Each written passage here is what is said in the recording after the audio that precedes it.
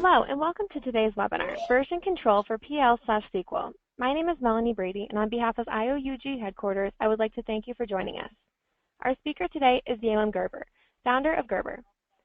Yalem is the founder of Gerger. Gerger is the creator of FormSpider, the application development framework for PL/SQL developers. FormSpider has hundreds of customers in more than 30 countries. He is also the creator of Gitora, the version control tool for PL/SQL. Yalem is a founding member of the Turkey Oracle user group and a frequent speaker in regional and international conferences. Before we begin, I would like to remind the audience to please feel free to submit questions throughout the event via the question chat box on your webinar toolbar. Yalem will leave some time at the end of the presentation to address these. I would like to now turn the call over to today's presenter. Please go ahead, Yalem. Hi, everyone. Thank you, Melanie.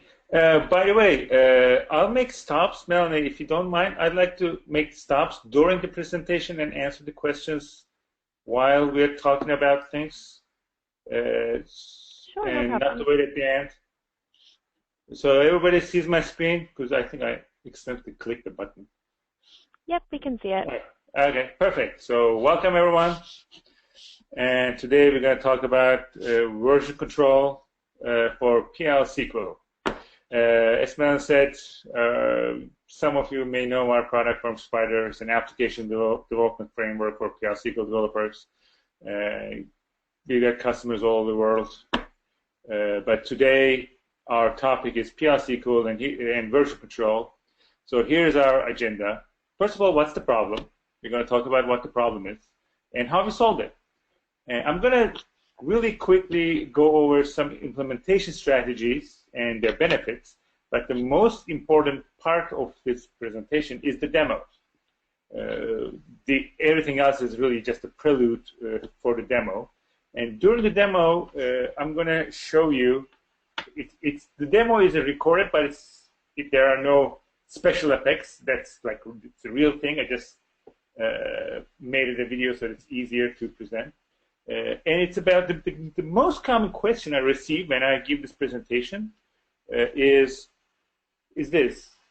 People come to me and say, okay, so I have a PL/SQL team, we are building a PL/SQL, and we are currently building 2 features, or fixing 2 bugs, or a feature and a bug. You know, we are working on more than one thing. And now, when the time comes to go to production, there is a last-minute issue, an unexpected thing for whatever reason, and we want to deploy one of these features, but not to deploy the other one. How does version control help me in such a use case, in such a situation? That's the #1 question I get. So in the demo, this is what I'm going to show you and how we do it. And just to be clear, this is not an academic exercise. This is real, and it really works in real life in production. This is kind of like a case study. I could just as well frame this as a case study. We have a customer called Venus Logistics. It's a German-based company, and if any of you are from the logistics world, you might have heard of them. They're pretty big.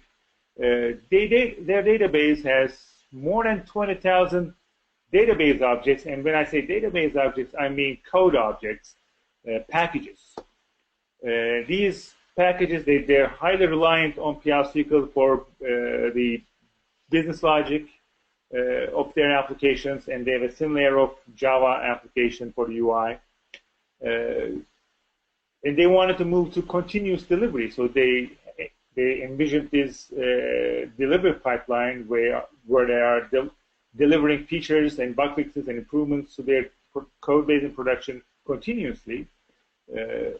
But you know, the #1 thing, if you want to do anything continuously, the #1 issue is version control. I mean, if you don't have version control, you don't have anything. So, with PL/SQL, they had nothing. And, you know, we worked together with Michi Lorenzen. He has a great blog about his adventures. And right now, they're at a stage where, you know, things are moving really well. It's still not, they're not exactly where they want to be. in a large organization, these things take time, but they made excellent progress, and this is pretty much the story of what we have done. Now, before we start the demo, there are a few facts. Just few things we just have to just state. As I said, if you do this, if you successfully implement version control for PL SQL, you'll be one of the pioneers. I've seen very few shops, if any, who have successfully implemented this. And version control is the #1 step you have to take if you want to talk about continuous delivery. And, you know, CD, continuous delivery, continuous integration, these are very hot buzzwords these days, but you can't do them unless you do version control. The immediate benefits you see in Renos, I've seen them deploy to production twice as often as soon as they implemented even basic version control, and human errors just almost completely go away. So during deployment, you'll see at least a 95% reduction in your deployment errors. Oh, I forget this package. I forgot this procedure. These things simply go away. Now, the cold hard fact is version control is unfortunately a solved problem for file-based languages. Java people, C# people, JavaScript people, these teams don't have this problem. If they do have this problem, it's not because they lack the tools. They're just doing a bad job of managing their software, but they have the tools. Our problem as PL SQL developers is the version control systems that are out there are almost exclusively concerned with file-based programming languages. Now I know most of you, but some of you write PL SQL in files and then run these files in the database. But the key thing here is our code compiles in the database, and we share that database. So we use a shared development environment instead of a private development environment. And that's the key, because Java people have private development environments, except for the database. They can make changes on their private files without affecting each other. We can't do that. We just can't do that. I put that on silent. Sorry about that. And that's a huge issue. Whenever you run code in the database, even if you are writing in a file, as soon as you compile it in the database, you are bothering other people. So that's the constraint we have to live in. That's what makes us, unfortunately, a little bit different and harder to deal with. But bottom line, we have to use these tools. We cannot come up with a new thing, a new version control system. And we chose Git. We decided to use Git. And the reason for that is it's pretty much the de facto standard now. And this is not GitHub, by the way. When I say Git, everybody thinks of GitHub. It's not GitHub, it's Git. GitHub uses Git, but Git can be installed locally behind a firewall just as well. So I heard a lot of people confuse these two. It's the best path forward because in open source, lots of contributors, very widely used. If you know SVN, some of you might have been using SVN. Git is a distributed version control system. Now, what's the difference? If you don't know anything about version control tools at all, doesn't matter. It's okay to start with Git. It's actually better. In my experience, it's worse if you already know SVN, which is a centralized version control system. It's much better to come up with a clean slate, a clean sheet. Otherwise, the SVN people get confused. The bottom line, the difference is, if you have Git, if you use Git, your local repository has the full history of every change ever made. And when you do commit, you do your, Git commits, version control commits, you commit your changes to your local repository, not to a central repository. In npm, there is a physical central repository where the real code stands, it resides. In Git, this central repository where the real code is logical. It's not a physical thing. Any one of these repositories at any time can be declared the real repository. So it's all logical and it all depends on your workflow, and that's what's beautiful about it. It's very flexible. You can implement many different workflows. So you can do things like this, where you get different branches on your local machine for Java developers.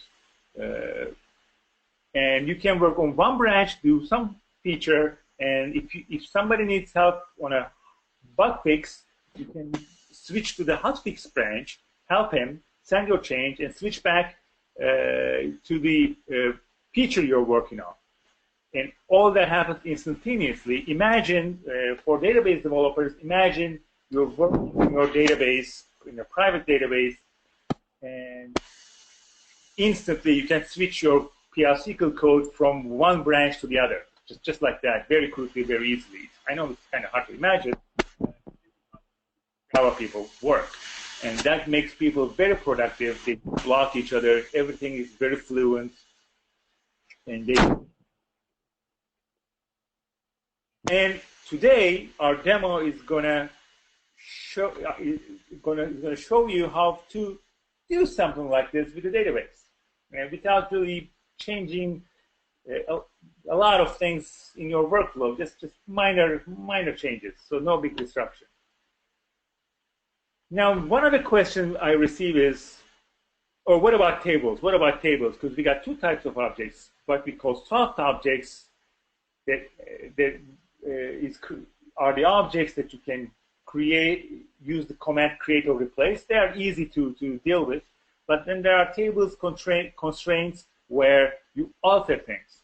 Now, for the purposes and scope of this talk, I'm not really going to deal with tables or anything that can only be created or altered and cannot be replaced, such as a view. And the reason is that whatever problems, whatever struggles a PL/SQL developer has with tables and constraints, the same issues are also true for other developers. So as long as we solve our problems for PL/SQL, we'll be on par with Java developers or JavaScript developers, because they also have the same problems with the tables that we do. But in our experience, code is the majority of the problem. Things that I'll show you can be applied to solve the problems with table scripts too, but I like to keep the scope short, scope small, so that we can focus better. Maybe I'll do another, hopefully I'll do another webinar for the other issue later on. We also live some in constraints. We cannot cause a big disruption in the company's workflow that we work with, especially in Venus. That wasn't an option. We have to respect the DBAs, and we cannot just give them like 1,000 databases all of a sudden that they have to manage. They have their own rightful concerns, such as security. We cannot enforce a development tool to people, because sometimes there are version control solutions that are dependent on a tool, like Toad has a solution, but you have to use Toad for that. You can't really use a SQL developer for the version control if you have a Toad solution for version control. So there is a company-wide decision. Everybody uses Toad from now on. That's not great. No, developers like the freedom of choosing their own development tools.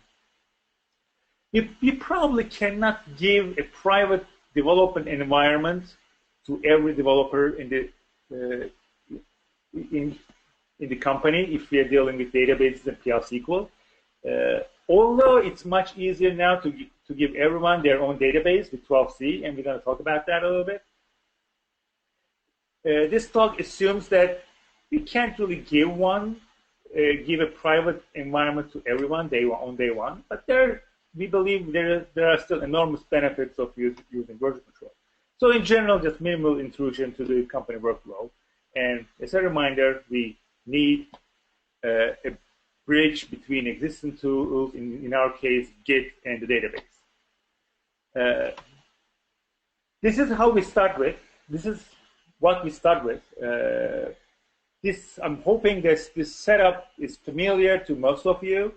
In the companies that I work with, I usually see one shared database for development, which is usually called dev. And then, depending on the company, there are multiple databases between production and dev, and they are named differently. Sometimes, most often, I see a test database, I see a user acceptance database, I see a pre-prod database, and these names and what they logically mean differ from organization to organization. So imagine n number of databases between production and dev. And it's a single pipeline. People code in dev, and then they manually move code to test. And if everything goes well, they go to user acceptance, and again manually. And if things don't go well, things are changed in dev again, and packages are moved to test again. And God forbid, if something goes wrong in user acceptance, and then they go back to dev again, then back to test again, back to user acceptance again.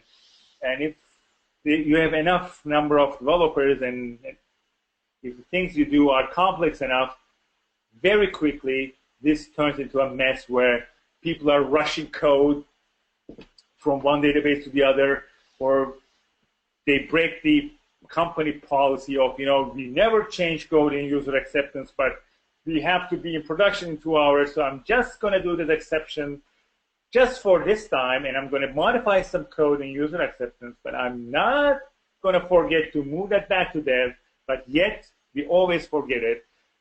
So every deployment turns into this madness where my analogy is, in the horror movies, there's always this monster where, you stab the monster and you think it's dead.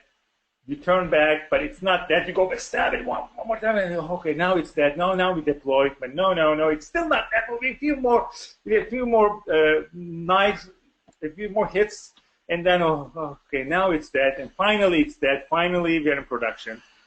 How many of you have been through this? I'm guessing many, but I think we can avoid this. So in a scenario like this, there is sometimes I see an SVN, usually a version control on the side, that people put code manually. Every now and then. Sometimes it's the official procedure, but whenever there's an emergency, the first thing that they stop doing is copy code to SVN. And everything you see at the bottom is red, which means bad. In this case, red is bad, yellow is okay, not bad. It's okay. Green is really nice, but we got queued access to the packages. It's blocking, so if I'm working on it, nobody else should be working on that package. But it's dangerous because there is really no logging mechanism. It's also interrupting. If I'm changing something in the database, there might be some other person working on some other package that I might be affecting, even though everything is compiled, because I'm changing behavior while he's working on something else that is depending on the package that I'm compiling. Everything is usually done manually. Version control repo is not really a version control repo. It's a last resort backup, and nobody really wants to do that because it's always out of date. Projects, features, bug fixes, they're all intermingled in the dev. There is no place to put automated testing anywhere. No branching, no merging. These capabilities where I can, create branches and have people work independently doesn't exist. And probably worst of all, everything is policies that are written in some, in a Word doc, and these rules must be followed by the developers, which is, never the case. So here is our solution. This is what we did. What we did was, for Renus, we created a piece of software, a bridge software, if you will, that bridges Git with the database. And it sits in between the developers and the database. No developer can access the database and make modifications without going through that bridge. That bridge is essentially a database trigger, database level trigger, which listens to DDL events. So say if a developer wants to modify a package, if that developer doesn't introduce herself to our bridge software using a PL SQL API, then we reject that change. So we enforce developers to log in to our system so that we know who they are. Then, once we know who they are, and if they execute a DDL, a package DDL, for example, we check out that package for that particular developer. So we know that this package from now on belongs to that developer. And developers can check out multiple packages. And these packages belong to the individual developers until they commit their changes to the Git repository. So we don't individually commit packages. We make logical commits. Each Git commit may consist of multiple changes in the database. So, and the other thing we do is every time there's a change in the database, in a package, we write a file. There is a one-to-one matching between a package, actually it's 2-to-1 in a package because package is spec in a body. We write that script as a file to the file system. This file system, it's a folder that we write to, and this folder is called a working directory in Git. And Git manages and listens to this directory, changes in that directory. So whenever a developer modifies a package, we immediately sync our file system with this latest changes. The file is updated, and Git notices that change automatically. And then whenever a developer issues a Git commit, we commit the files in that working directory to Git. Now, this bridge is a two-way bridge where if you ever execute a Git command on the file system, for example, you want to go back to a previous state of the repository, say, you know what, for the last week, we've been doing nonsense. We have to go back to the state the code was on Friday, and you issue a Git command to bring the code base back to its state on Friday. We listen to those changes as well and update the database automatically. So it's a two-way bridge. In this way, everyone can use their own favorite editor. It doesn't matter because this solution is not editor dependent. It's all server side. The only overhead we add is that people have to sign in to the bridge. They have to, after they open a database session, they also have to introduce themselves to this bridge software that they built, which consists of some PL SQL and some Java. But Renus was very lazy, so they wrote a database level login trigger, and they automatically detect who is the guy that is connecting, and they log in automatically. So I personally just run this one line of PL SQL. And we also built a GUI so that people can perform version control tasks such as branching, merging, and reverting to a previous state. Because we're lazy, so we made all of these UI tasks where with a point-and-click interface. We also have APIs for the same tasks. And the good thing about this is that you can move code between databases. So the technical term in Git is called a pull. So if you have bridge software on test database, on a dev database, you can simply pull your changes from dev to test. And everything you've done will come automatically. You don't have to remember anything. And the great thing about it that is only the changes come. So even if Renus has like 20,000 packages, if they only changed 50 packages recently, we only have to move 50 packages. So it's really lightning fast. And nobody has to remember anything. I'm going pretty fast towards the demo. Are there any questions at this point?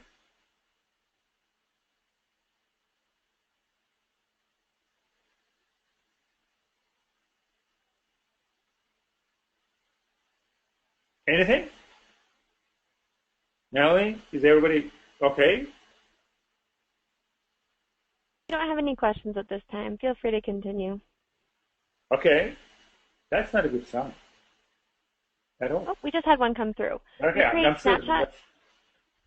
We create snapshot clones of our production database to create dev database and refresh once a week. Would this be a problem? I know a lot of people do that, and they do that usually out of desperation because there is really no good solution for version control. That would not be a problem at all if you don't overwrite packages, because you can just move data. If you just move data, that's completely okay. If you move code too, that's still kind of okay, because, well, no, that's not okay, because what about all the code that's in development? So I'm assuming they're not moving code. If they just move data, it's completely okay. Who cares? I don't know what they do with data, with code, but they probably shouldn't move code from production. Like, what do? Do they ask people to extract DDLs before they do a snapshot? Because I've seen shops do that. Is that what they do? Is that what you do? They responded, we save our code scripts and reapply to test after it is refreshed. That part is probably redundant now. It's probably not good they do that. See, this is out of desperation. They do this, you do this because of desperation. Once this is in place, first, you can only move data if you really want to. Two, you don't have to move code at all. Or, if you really, really want to do this for whatever reason that I cannot think of right now, you can, turn off the version control during the snapshot, during the move, and then turn it back on, I guess. But after implementing version control like this procedure will become redundant. I mean, a data refresh is still relevant and might be necessary, but for code purposes, it's not going to be necessary. People usually do this for code because they're worried that they lost track of the code that they're working on, and so everything has to be in sync one more time, which won't be the case and won't be needed anymore once you implement proper version control. Hope this kind of answers the question. And if there is anything further, I'd be happy to, take this offline. Or if there's any follow-up. And feel free to submit your questions or additional concerns to speakers@ioug.org, and we can connect you with Yalem from today. Another question that came through, Yalem, is if you want deployments only at specific times while allowing development to continue, can we have the database change only occur at specific times? Control bridge deployment times. Yes, but again, this won't be necessary because you can see a deployment. Normally in the Java world, a deployment doesn't block development. I mean, these two things are independent. And you can bring your development workflow to such a state where you can deploy and developers can still develop. And that's okay. This is possible. These things don't have to block each other.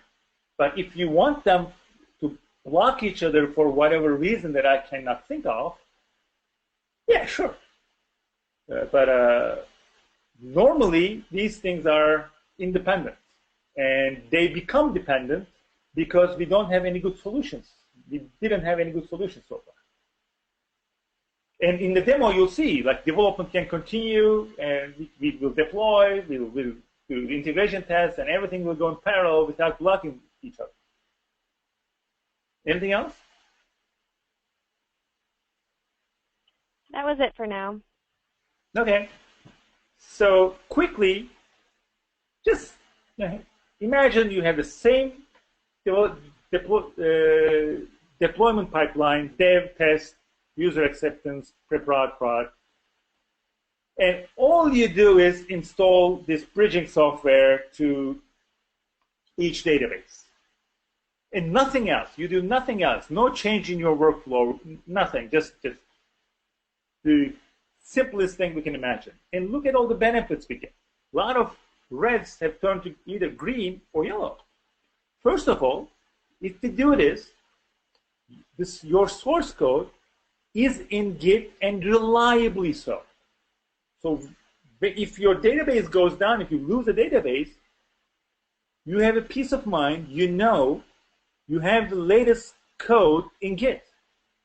It's in the file system, and you can recover it. Because there is no other way to interact with the database without going through this bridge software, which is really invisible, completely invisible. It's implemented server side, which is really just a database trigger.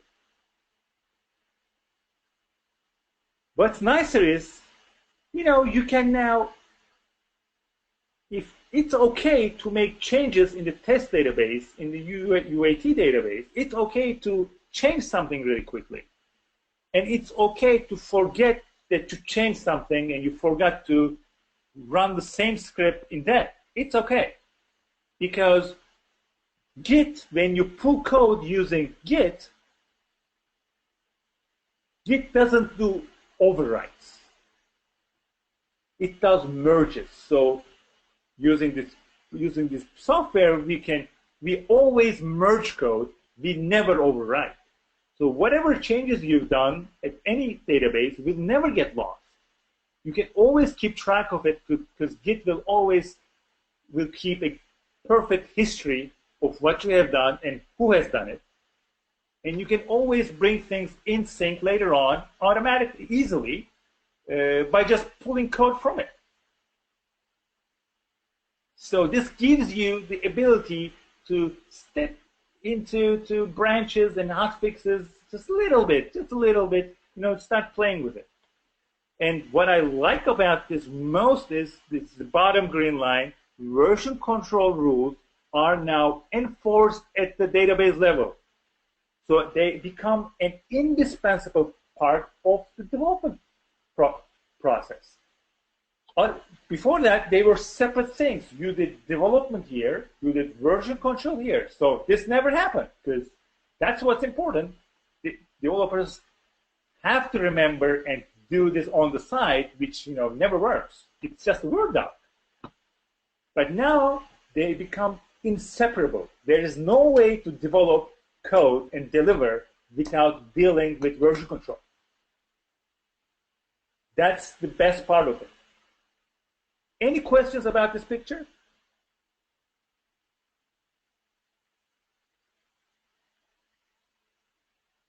And as a reminder to everyone on the line, feel free to submit your questions to that Q&A chat box on your webinar toolbar. Okay, they might be typing, so I'm going to move, but if there's any question, Melanie, feel free to interrupt me. Now let's take it a notch further. What if we can introduce a new development database to our process? Now we have two databases that we can develop, and we can assign people to two different features. Maybe we do our regular development in Dev 1, but something long-term, that's a 6-month project, we can put those people to a different database to work on that new feature that's going to take a long time to build. And usually, this is impossible, right? Chaos will ensue when they're done. It's just like these two databases will just go off track, and it's not going to be easy to merge them back. But not if you use Git, because I can always pull automatically. I can always merge code. That's what Git does. It merges code. And Notice I don't have any red boxes anymore. But since I have two databases, I have fewer queues. It's less blocking. Basically, these people who are working on this long project are not blocking the other people anymore who are working on more smaller tasks. There is less interruption, fewer queues. I got a separate official database that is working on a project, so that's better. And I can always merge later at a later time by just pulling code from one database to the other. Now, let's take it to the extreme, and we all know where this goes. I can, at some point in the future, once I convince myself, once I convince my DBAs and the teammates, if everybody's on board, we can reach to a point where every developer has his or her own private environment, her own private database, where she works independently, and then releases her updates when she thinks they're ready to a project server, and then these multiple project servers move upstream and merge each other. At every level, there are tests and integration tests, and then finally, I go to a user acceptance testing database or whatever. This is how Java developers work. This is how good developers work. This is fluent. There are no blocking. There are no queues, no interruptions. It's just about implementing a workflow, a proper workflow, and there are many. We can get there, and Oracle 12c has this nice pluggable database feature and it makes it very easy to assign a private database to a developer. Now, granted, it's a paid option, but you're not going to pay by the processor. You're going to pay by the user, so it's a lot cheaper than deploying this to production. So this is actually very, very doable. And with that said, I'm going to do a demo. In this demo, this is our setup. We're going to have two databases. There's going to be a developer or a team, doesn't matter, that is working on feature A. There's going to be another developer or a team working on feature B. And we're also going to have a pre-prod database. You can think of this as a test database. By this, I abstracted the name as pre-prod because different people name it differently. You can think of it as an integration database. And from this pre-prod database, we're going to go to production. Initially, the story is, and I'm going to talk about the story during the demo, but this is what I'm going to show you today in the demo. Any questions before we go to the demo?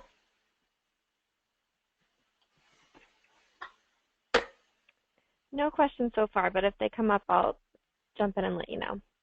Okay. So let's go to the demo.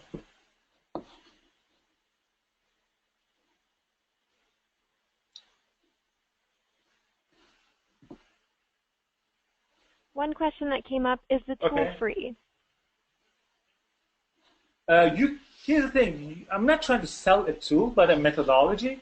You can implement all this by yourself. It's really doable. I mean, there's no magic.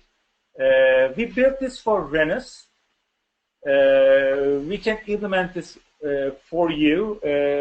And, you know, this is not a sales and marketing thing, but if they want to engage in a way like that, and, you know, they know how to find me. But I don't want, if that's okay, I don't want to talk about money and that issues during this webinar.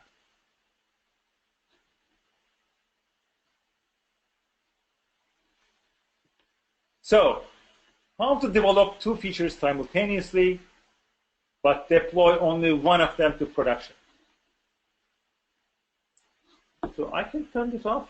I'm going to look at this way anyway, because that's where my big screen is. Okay, so in this demo, we got pre-prod, which is used for integration, and two development databases, as I mentioned here. Two features are being developed. The original plan is to deploy both features at the same time. But there's going to be a last-minute change, and we're going to decide, after everything is developed, we're going to decide not to deploy feature A, but only deploy feature B.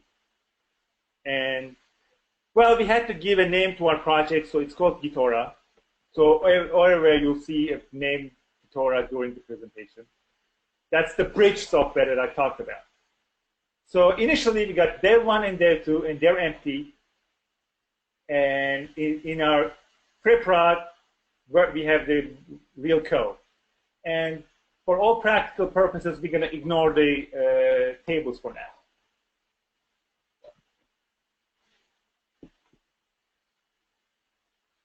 Okay, so this is our UI, and I'm in pre-prod, and I'm creating my repo. So I got nothing. I'm really starting from scratch.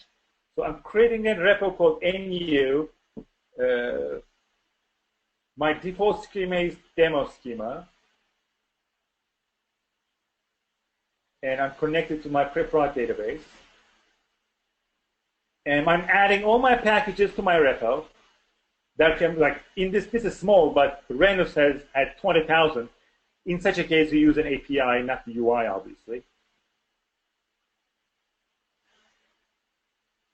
So all these packages are now in my repository, and I'm making my initial commit.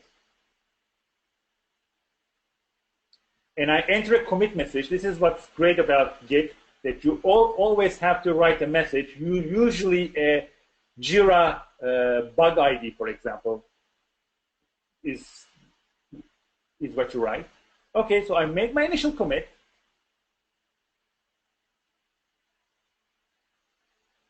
So far, so good. Are there any questions? No questions so far. Okay. So now I'm on my dev1 database because there is nothing there, but the dev1 team wants to start working. So John connects to Gitora, which is our bridging software. And we are cloning the code from the repo in preprod to our dev1 database. The thing is that different Gitoras, as you see, can connect, can talk to each other. So all I have to do is pick the one, pick my repository, give a new name to my new repository. I can give any name, but in this case, I'm naming the same to keep things simple. I can do mapping. I don't even have to use the same schema names. But in this case, again, for simplicity reasons, I'm going to use the same schema name. So I'm basically copying code from one database to the other. And that I'm done. The whole code is here on my dev1 database. So if I go back now, of course, first I have to repeat the same process for the dev2 database. So Smith from the dev2 team connects to his Gitora and repeats the same process. He makes a clone of whatever is in preprod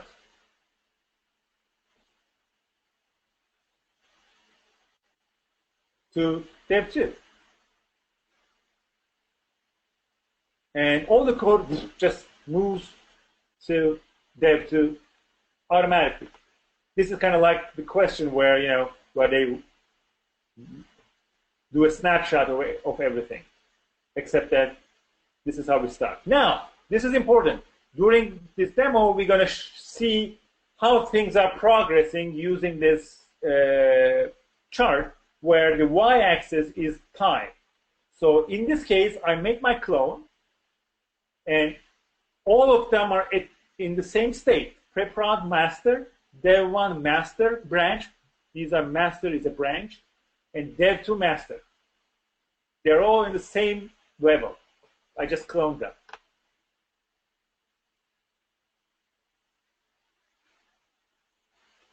Now I switch to Gitora dev1. I create a new branch to build feature A. And I base my branch on our master branch. So my master branch stays the same, but I'm going to build my new feature on this new branch called feature A. The feature A now is the active branch on the dev1 database. I log into Gitora, and I add feature A to my code base. In this case, it's really simple. It's just one function called feature A in the NUPKG package. But this could be any number of changes. Like this new feature can span 100 packages. It doesn't matter. So my feature is done, and again, the feature might contain thousands of commits. Doesn't matter. In this case, it's just one commit to keep things short. But the workflow I'm showing you can be applied to anything really. So I'm committing my change. I'm committing my feature. Just one commit. This is a simple feature. It could be multiple. So commit for feature A. Okay, the dev1 team is ready. They committed their feature. And this is our history now. Notice, I created a branch, and I get one new commit. And this, you look at the yellow label. This feature is called dev1/feature A. So I'm in the dev1 database, and it's the feature A branch. Now dev2 does the same thing, exact same thing. The dev2 team creates the feature B. They create a feature B branch. Again, based on master. The database is now on feature B.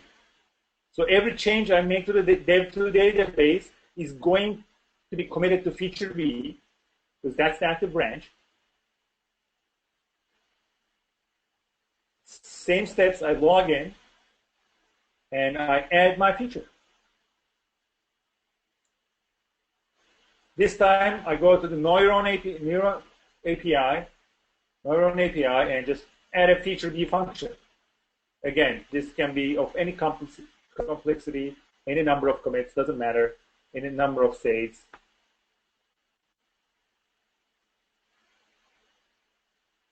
And I go to the dev2 Gitora and make a commit.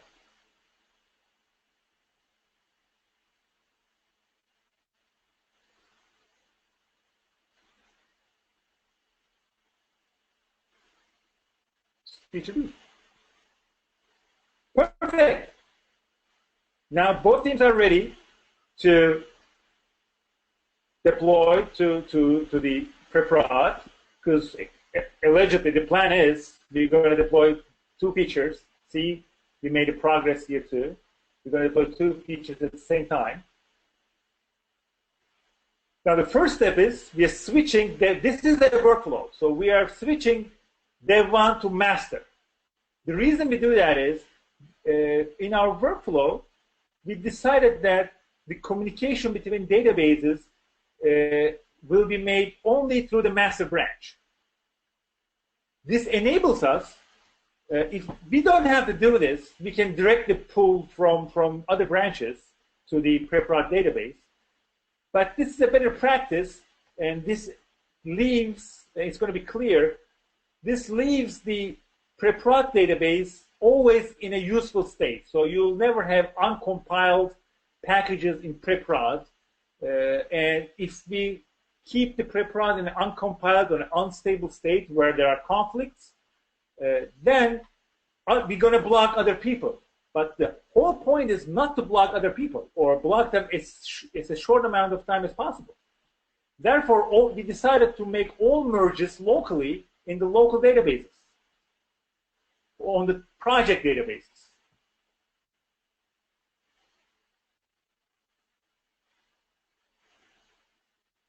So now, because I switched the master branch, as you see, even if I go to dev1, my new code is not there anymore. It's gone because I switched branches and Gitora automatically updated my database. Now I'm doing a merge. I'm merging feature A branch to master in dev1. This seems like a redundant step, but it's going to be very relevant later on. It's just part of the process for now.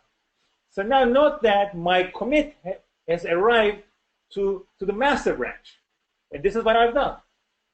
I merged the code from feature A branch to the master branch in dev1. Therefore, my database now shows this new function also for the master branch, because that's the active branch. Any questions?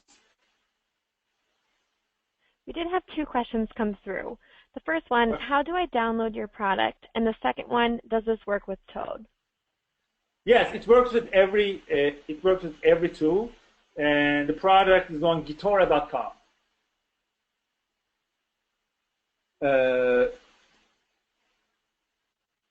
So now I'm in pre-prod. Obviously, the team is done. The feature A team is done. Dev1 team is done. So I'm pulling their code to my pre-prod database to do some integration testing. And a pull is really just a merge from a remote feature repository. So I'm just pulling it. Branch, master. So now the feature A is on pre-prod automatically. It's all there.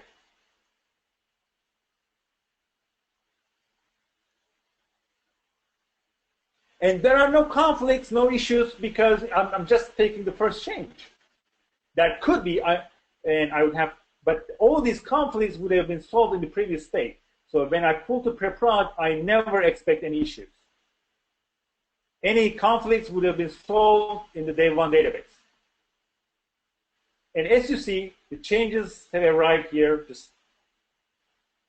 no problems. Now it's time for Dev2. However, this time, Dev2 cannot we cannot just merge feature B to master in Dev2. There are new changes in pre-prod, and these changes might affect us. Maybe they change things that we changed, right? So what we have to do is, we have to pull, first of all, we have to change our active branch to master in Dev2. That's the regular workflow, that's our standard workflow.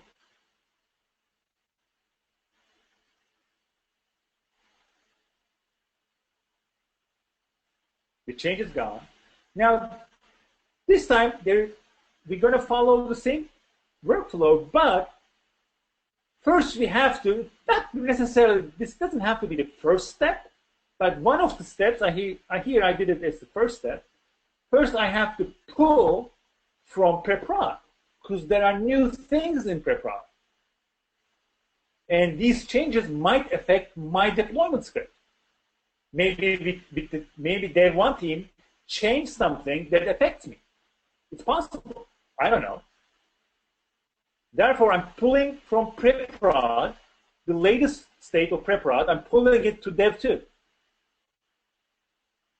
And it's done.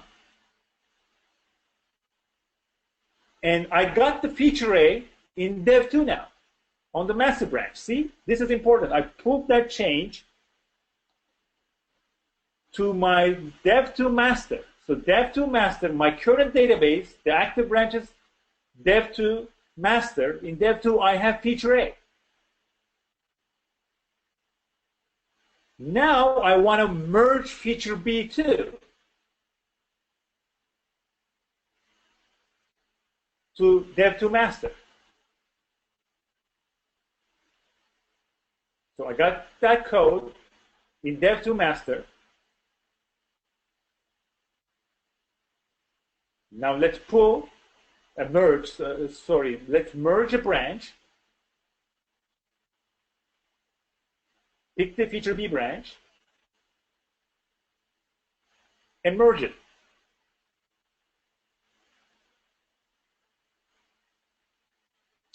Now merge is completed. There might be issues, conflicts, whatever, and I resolve them all. But bottom line, my merge is completed. Now on Dev2 master, I have both feature A and feature B merged together. notice that this is the pre-prod master is not disturbed. So if I had other projects going on other databases, and if I had some integration tests here that I had to do, they would have continued without any interruption.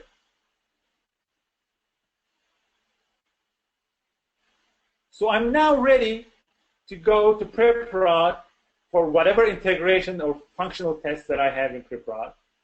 So I'm pulling. Okay, so I have both edits here on dev2 master now. And now it's time to pull these changes to pre-prod from dev2 master.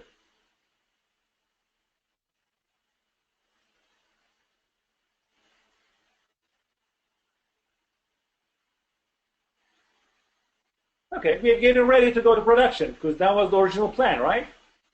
Woo, let's do that. Everything is peachy according to the plan. Yeah, Any questions? We have another question come through. Sure. What happens when the merge of B to A makes a conflict? You fix it.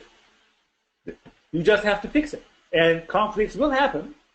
That's normal. That's expected. It's rare. Git is smart, so it's going to do its best to, it's going to help you to merge very obvious things, but sometimes two developers will change the same line in the same package. Git doesn't do a semantic merge, so in those cases, it'll go, okay, I don't know what to do.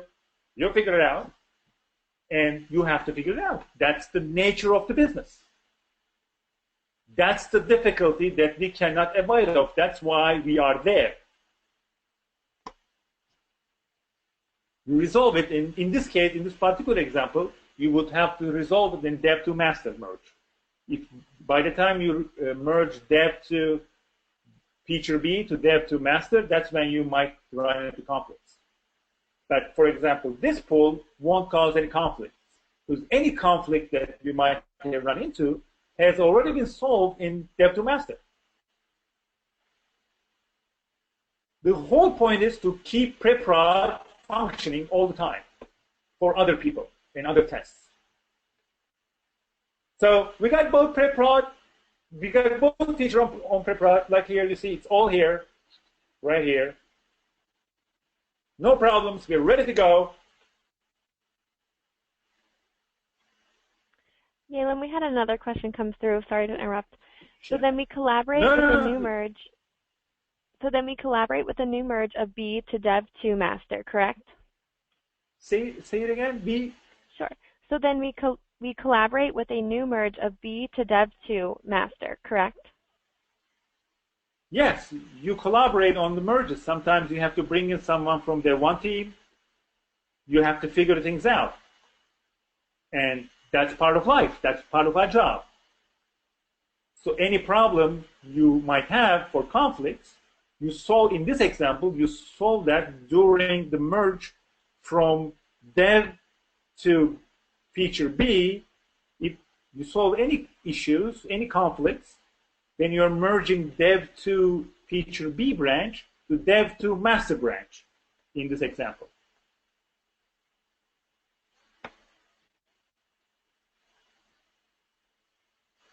So everything is here in pre-prod,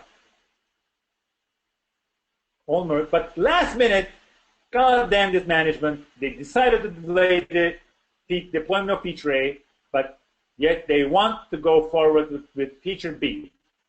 What to do? No worries. Here's what we do. It's really just 4 steps. And you have to keep that picture in your mind, and I'm going to show it to you one more time. Now, the first thing to do is, because remember, we have the features developed separately on separate independent branches. So that gives us the flexibility to change courses at any point in time. So the first thing we do is we move dev to master to its initial commit point where we have nothing. This is our initial state, where we don't have feature A and we don't have feature B anymore. All we have to do is find the commit point that initial commit point, which is usually tagged.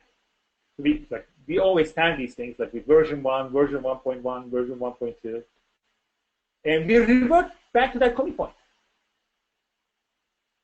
The technical term is reset, so we have to rename that. So now all these commits are gone. We are back to the initial commit. See, all this is gone. All this is gone. All this commit history is gone. However, notice the other databases still have the changes, but Dev2 master doesn't have them anymore.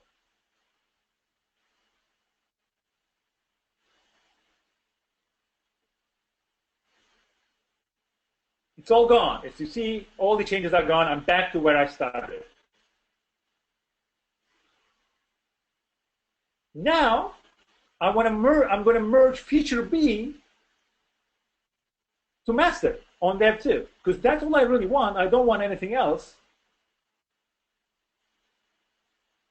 And our workflow is that we always communicate through masters. So I do the step where I merge feature B to master of Dev2. So this is what I want to deploy. Okay. But the problem is my pre-prod still has both features in it. A lot of packages have been modified. But here in my Dev2 master, I only have feature B. I'm happy. That's what I want to deploy now. And the feature A is gone. Now I go to pre-prod, and I reset it back to its initial state, and I get rid of all the new features that we added.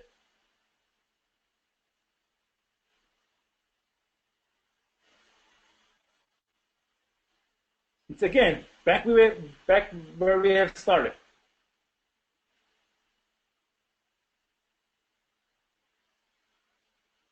All the changes are gone. I'm back to where I started.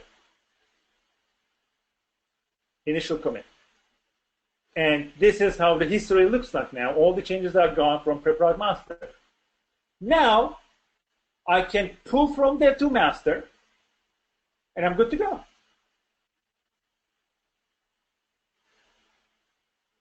See, everything is gone. Everything is gone from pre-prod automatically. No manual work. And all I have to do is just pull from the Dev2 master, because that's the latest management strategy.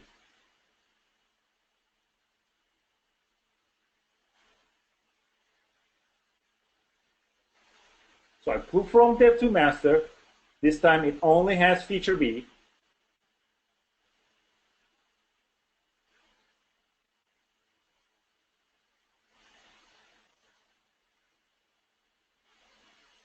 And I'm pulling from the master branch.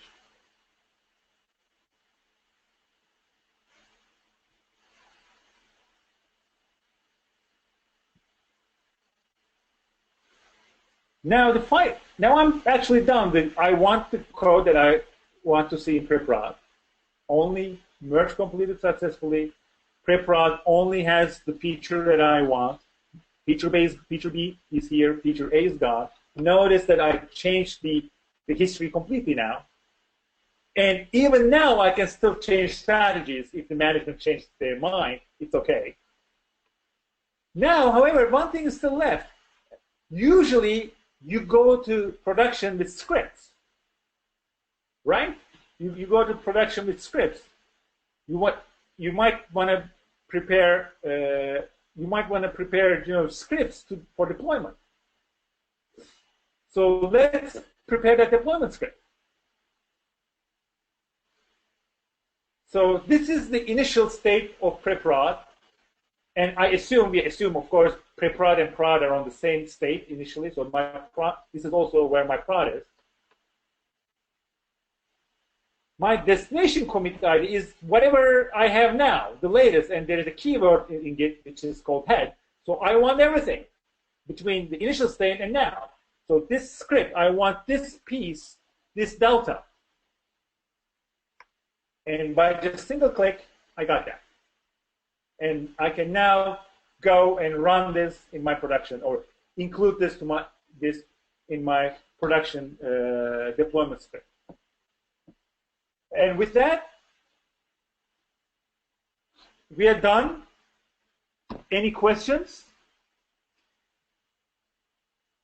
If you have additional questions, feel free to submit them through the Q&A box at this time. Otherwise, if you have follow-up questions or questions that come up later today, please feel free to contact Yelam with the information on the screen, or you can always reach out to speakers at IOUG.org, and we would be happy to follow up with you and Yelam after the fact. Yelam, any closing thoughts before we wrap up today? No, thank you very much for your time, and feel free to contact me for any further questions. And thank you for your time. Wonderful, thank you. And that concludes today's webcast. I'd like to give a big thank you to Yelam, our speaker for today. Before we conclude, please make note of our upcoming webinars and past webinars by visiting www.ioug.org. A recording from today's webcast will soon be available in the IOUG Resource Center. There is a survey after this webinar for you to complete. We thank you in advance for your feedback. Again, we appreciate you attending today's webcast, and have a great day. Thank you. Bye-bye.